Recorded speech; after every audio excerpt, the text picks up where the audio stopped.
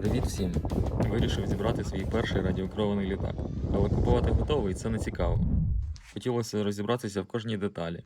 Тому мій вибір це FT Tiny Trainer. Бюджет вийшов невеликий 1380 гривень. Майже все замовив з AliExpress, а акумулятор знайшов у нас в Україні. Але щоб літати, вам також знадобиться пульт та, звісно, зарядка для акумулятора. Наступним моїм кроком був друк PDF із кресленнями літака в копіцентрі.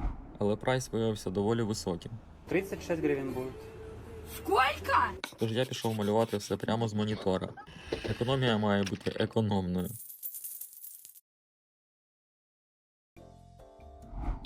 Чому саме цей літак? Бо він пробачає помилки.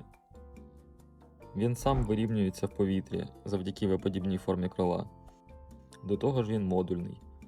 Можна змінювати ніс і крила під різні завдання. PDF-файл із кресленнями чекає на вас в описі під відео. Також додаю посилання на відео про покрокову збірку літака. Я трохи поекспериментував з матеріалами, тому що підходячих не знайшлось. Замість пінокартону взяв звичайну підкладку під ламінат 3 мм і обклеїв її пакувальним папером. Працює непогано, тримає удари. Довелось ущільнити в деяких місцях. Хоча наступний літак буду робити з товщої підкладки, як в оригіналі, 5 мм. Blackout. Час донату. Збирав крила під лампою, дуже виручив клеєвий пістолет на акумуляторах. Тільки не закінчив, залишив літак на столі. І тут прийшли мої коти. Вони вирішили, що це або велика миша, або нова дряпалка. Результат – покусаний руль напрямку і погнуте крило. Ремонтував швидко, скотч з Аврори та бамбукові смужки. Стало навіть міцніше, ніж було. Перш ніж запускати літак у небо, я пішов у симулятор Select 7, щоб знищити 100-200 віртуальних літаків, а потім уже братися за свій.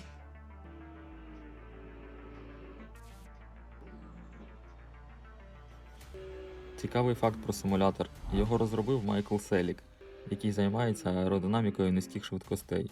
Тож фізика тут чесна. Симулятор можна завантажити за посиланням в описі. Здається, в мене почало виходити. Треную посадку і можна вирушати в поле.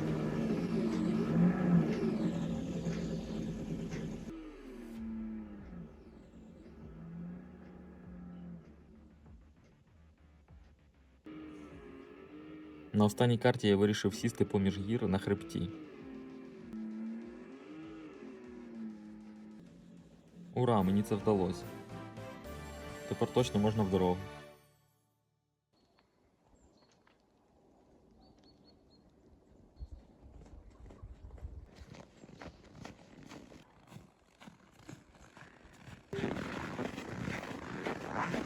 Пам'ятайте, наразі в Україні заборонено літати без відповідного дозволу. На морозі сервоприводи трохи задубіли, тому довелось їх розворушити. А ще виявилось, що мотор тягне не в той бік. Добре, що це лікується простою заміною дротів на ESC.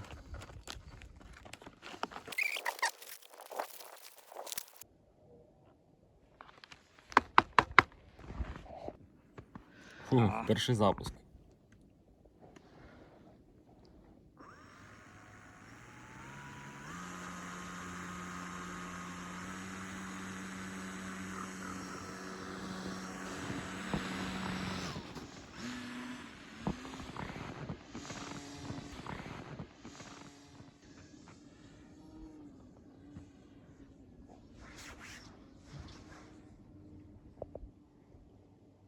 Я одразу відчув себе пілотом винищувача. Забув, що це планер, і пішов у круте піке прямо в сніг.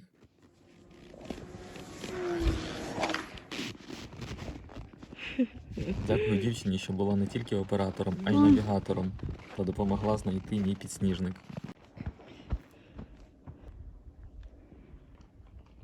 Цілий?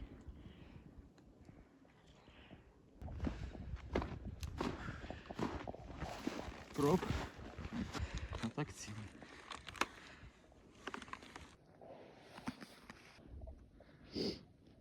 І тут буде розчарована, повертаюсь додому.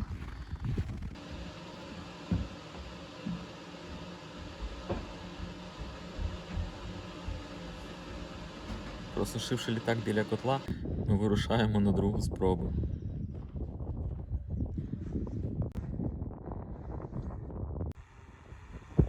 Друга спроба була в чистому полі. Сильний вітер. Урок фізики. Ніколи не запускайте літак за вітром, бо він втрачає підйомну силу і падає.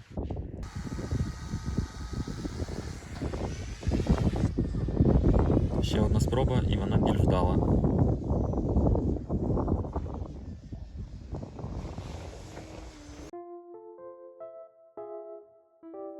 Це наш перший досвід, і зняти повний політ не вдалося, але нам сподобався цей досвід, було весело та цікаво. Ура, я посадив літак і навіть не зламав пропелер.